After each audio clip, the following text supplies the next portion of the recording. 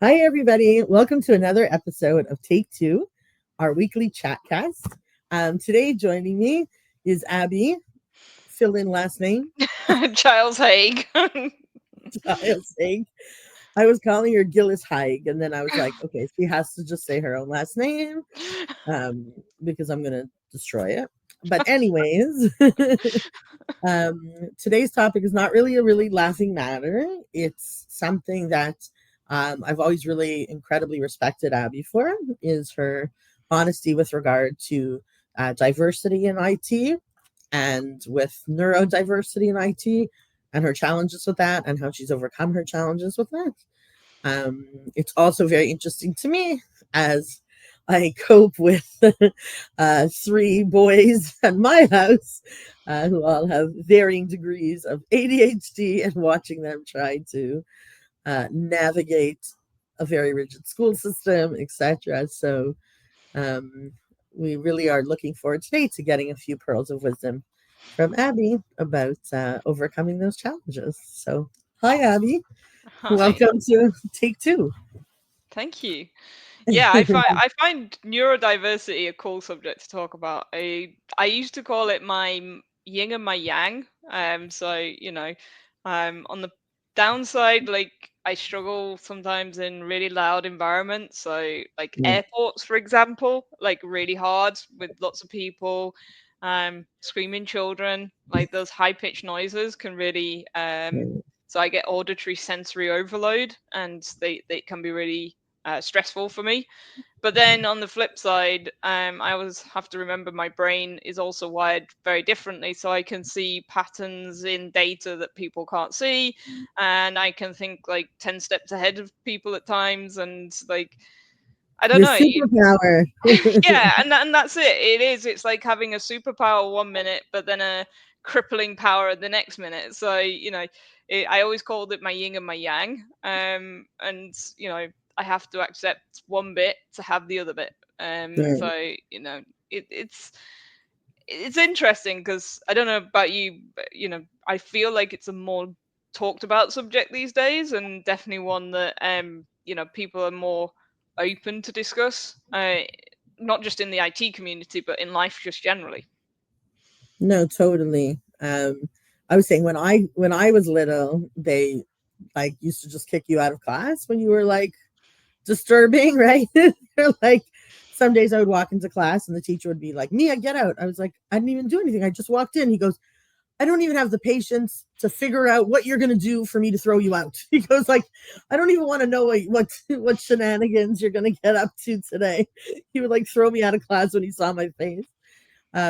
Whereas like today, it's much more talks about. One of my sons goes to a school where they provide earphones for tests, like noise cancellation earphones for math tests, because they know that some people get, dislodged if there's noise around them when the tests are going on. He's allowed to get somebody to read out the questions because he had an assessment where they said that he thinks so fast that by the time he finishes reading the question, his mind is on to something else. So when he goes to write down the answer, he's like already thinking about I don't even know what. And since they started doing that, he's getting like all hundreds. Like his brain is so overdeveloped that he just can't even contain half the stuff in his brain.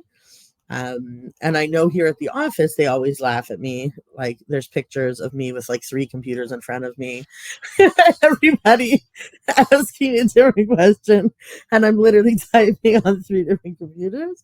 But half my day is when I come in, I'll tell Natalie or Debbie from my team, like, if I ask you in half an hour what I'm supposed to be doing, tell me this. And if I ask you later what I was in the middle of doing, tell me this, right? Because I could do 10 things at once, but I can't like remember what, or like attention to detail, whatever else. So, It is interesting, and I've found definitely in the IT sector we're seeing neurodiverse people kind of coming into the sector far more in terms of like if we look at AI models and inferencing and mathematics behind it, you know, people with ways of seeing the world differently just pull apart these really complex problems in ways, the Right. neurotypical just wouldn't even think to kind of pull it apart. Or I know my boss once said the greatest thing about you is you always just say, well, so what? And he said, like, he's like, because every time you do that, it challenges me to think, well, yeah, why are we doing that? And so what? Yeah. And he said, just never stop doing that. And so, I always, I am always that person in the room who's going, okay, but so why? And yeah, that might be the way we've done it for 5 years, but if it's not efficient and it's not getting us where we want to be, then why are we doing it? Like, Sure. so yeah, Keeping everybody honest. yeah, my other go-to phrase is, "What's your rationale for that?" Because if I don't understand Which how is you the got more to polite "so what?" You know that, that. right? Yeah, and then It's like everyone knows casually that I that's say "so what?" yeah. But it is. I think these days, especially with things like bias in AI and Right. that's ethics and equality of AI. These are subjects that we really need to be thinking about the community and the different diversities, not just neurodiversity, but just like the different backgrounds everyone comes from, and what is the impact of technology going into those communities. Yeah. We're very proud actually this year to be partnering with a company called Auticon, based out of Amsterdam, where their whole motto is they only employ people with autism, different varying levels. And they're literally consultants in QA, testing, automation world. They have incredible customers, NATO, Canon, etc. So, and it just working with them is literally they're literally the most organized partner we've ever worked with regard to like understanding the client's needs, like listing out expectations, sending us emails of like, this is what we need from you to move forward. It's just like the biggest pleasure to work with them ever. Um, because what you think in your mind is like, oh, people with disabilities, or it's like the complete polar opposite experience. And this year is one of our traditions always to give to charity in honor of our customers, because most of them have like a no gifting policy. So we're going to be giving to Autism Speaks as one of our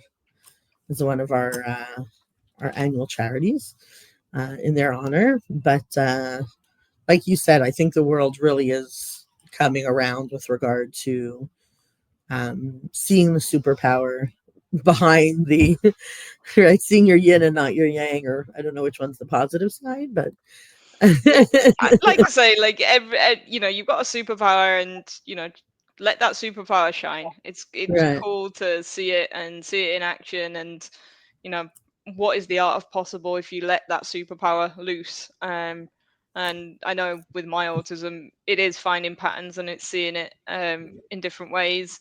And I know one of the questions I always get is like, how can you do all your presenting and yet have autism? And I'm like, well, when I'm on task, I can't actually see anyone in the audience. I just get the job done.